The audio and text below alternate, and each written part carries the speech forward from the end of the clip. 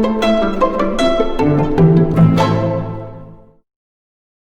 Students, हम लोग comparing quantities पढ़ रहे थे और इसके 4 वीडियो मैंने पहले अपलोड कर दिए हैं। वो सब आपको समझ में आ रहा होगा, और अगर आपको समझ में आ रहा है तो आप इस चैनल को सब्सक्राइब करें और लाइक भी करें, ताकि आपको न्यू अपडेट हमेशा मिलते रहें टाइम से, और आपको मैथ्स बहुत इजी तरीके से समझ में आ जाए। तो इसी क्वांटिटी में आज हम लोग एक नया कंसेप्ट लेंगे, डिस्काउंट।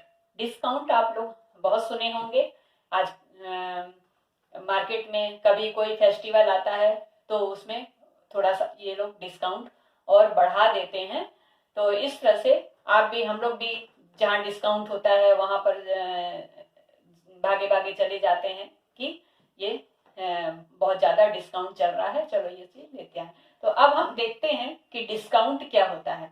ये भी परसेंटेज का ही एक पार्ट है। पार्ट का मतलब परसेंटेज में ही डिस्काउंट भी परसेंटेज में ही काउंट होता है। तो डिस्काउंट, सबसे पहले आपको जानने की बात है कि डिस्काउंट क्या होता है। तो देखते हैं डिस्काउंट क्या होता है। डिस्काउंट किस पे दिया जाता है? जैसे आप कुछ खरीदने जाते हैं तो एक उस पे एमआरपी पड़ा होता है, जिसको क्या बोलते हैं? Mark price.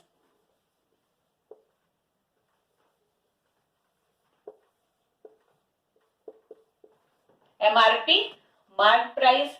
मार्क प्राइस के अलावा जितना मार्क प्राइस होता है उससे कम में शॉपकीपर आपको सामान देता है।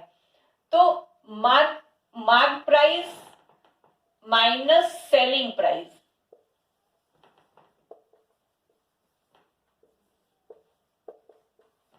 मतलब अब 3 चीज आपके पास हो गई। एक तो डिस्काउंट, कितना डिस्काउंट किया, 2%, 3%, 10%, कहीं कहीं 20%, कहीं कहीं जब आपका कोई फेस्टिवल होता है तो 70% भी ऑफ कर देते हैं वो। तो कौन से प्राइस पर से 70% ऑफ मिलता है, कौन से प्राइस पर से 20% ऑफ मिलता है, आपको ये देखना है। तो जो उस ऑब्जेक्ट पे लिखा होता है उस मार्क प्राइस से वो ऑफ करते हैं। उस मार्क प्राइस से 10%, 20% वो ऑफ करते हैं और फिर आपको सेल करते हैं, आपसे सेलिंग प्राइस लेते हैं। तो मतलब डिस्काउंट क्या हुआ? मान लीजिए एक छोटा सा एग्जांपल लेते हैं कि हमारा मार्क प्राइस क्या था? 1000 रुपीज था। सपोज कर लीजिए आपने कोई चीज खरीदा, उसमें मार्क प्राइस क्या था? 1000 रुपीज लिखा हुआ था, लेकिन उसने हमको कितने में दिया? 800 में दिया। ठीक है, तो कितना डिस्काउंट दिया? 200 दिया। डिस्काउंट हमें कितना मिल गया? मार्क प्राइस जो उस पे प्रिंटेड है वो, और जितने में हमको दिया, उन दोनों को सब्ट्रैक्ट करेंगे तो वो डिस्काउंट हो गया। अब डिस्काउंट परसेंटेज कैसे निकालेंगे? हमेशा परसेंटेज जो है वो बेस पे निकालते हैं, बेसिक चीज पे। जैसे अब यहाँ पर मार्क प्राइस जो है आपका बेसिक है, तो अगर हमें इस डिस्काउंट का परसेंटेज निकालना हो तो डिस्काउंट परसेंटेज क्या हो जाएगा? जो डिस्काउंट होगा वो, और जो मार्क प्राइस होगा वो डिनोमिनेटर में होगा, और 100 आपका 100 से आप मल्टीप्लाई कर देंगे तो ये हो गया आपका। मतलब उसने क्या किया? 20% आपको डिस्काउंट दिया। तो इस तरह से हम डिस्काउंट और डिस्काउंट परसेंटेज निकालेंगे। तो इसके लिए कुछ और एग्जांपल्स हम देख रहे हैं जिससे आपको डिस्काउंट अच्छी तरह से समझ में आ जाए। अब डिस्काउंट समझाने के लिए मैंने एक क्वेश्चन यहाँ पर लिखा है, इसको पढ़ती हूँ। A table marked at ₹15,000 is available for ₹14,400। मतलब उस पे एमआरपी जो लिखा है वो 15,000 है, और वो आपको कितने में दे रहा है? 14,400 में। ठीक, बहुत इजी क्वेश्चन है। अब क्या फाइंड करना, फाइंड द डिस्काउंट। पहले आपको डिस्काउंट फाइंड करना है, फिर एंड द डिस्काउंट परसेंट, उसके बाद डिस्काउंट परसेंट फाइंड करना है। तो वेरी सिंपल, करिए, आप भी करिए मेरे साथ। ठीक है, पहले आप क्या लिखिए, मार्क प्राइस ऑफ टेबल।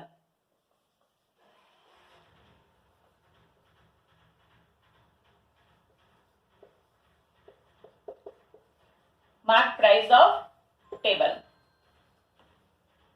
कितना है, ₹15,000। ठीक है, अब अवेलेबल फॉर का मतलब डायरेक्ट सेलिंग प्राइस नाम नहीं दिया है, लेकिन ये आप समझ गए होंगे कि वो सेलिंग प्राइस है।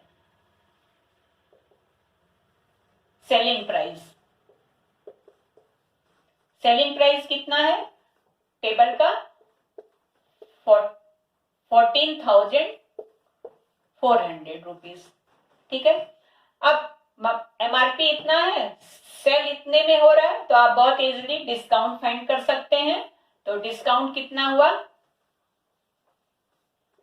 डिस्काउंट इक्वल टू इन दोनों को सब्ट्रैक्ट कर देंगे, मतलब ₹15,000 माइनस ₹14,400 कितना हो गया, 600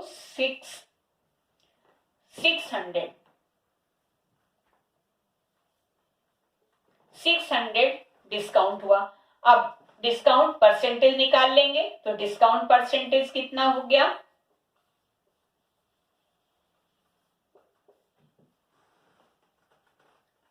ये जो डिफरेंस है दोनों का 600 और एमआरपी मार्क प्राइस, हमेशा डिस्काउंट मार्क प्राइस पे ही होगा।